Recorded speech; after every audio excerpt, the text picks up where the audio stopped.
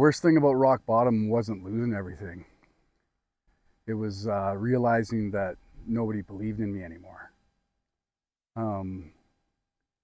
Yeah, it had been years and years of daily drinking. My family, my kids, pretty much everyone had to block me out of their lives because I was a walking disaster. I hadn't worked in a long time. I wasn't employable. I couldn't stay sober. I'd make just enough money to buy a bottle. Yeah, so like my rock bottom, when I think back and people say what it was like, it was lonely. It was lonely and a lot of despair. And you're trying to hang on to some inner belief in yourself, but there's not much there, and the only thing kind of keeping you going is taking that drink so you can numb the pain. So it's kind of a vicious cycle.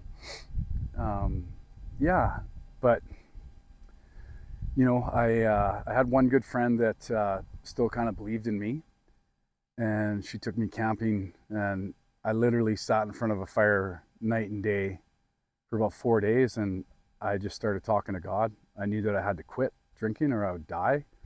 And at that point I didn't want to die. I wanted to live.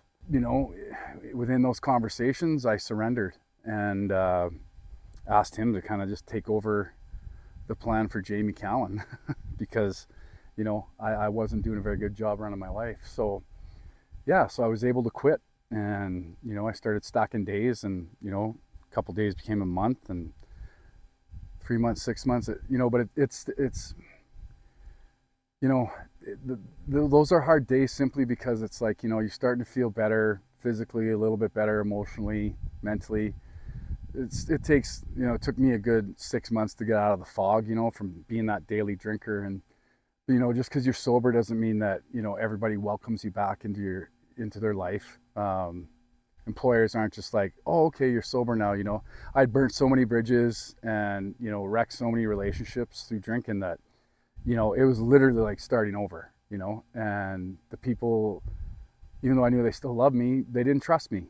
So my brother had come to my first year sober birthday, and then it was a couple months later, he saw that I was still sober, still trying to give her. I was working, I was staying employed, and he owned a company in the industry that I used to be in, and he offered me a job.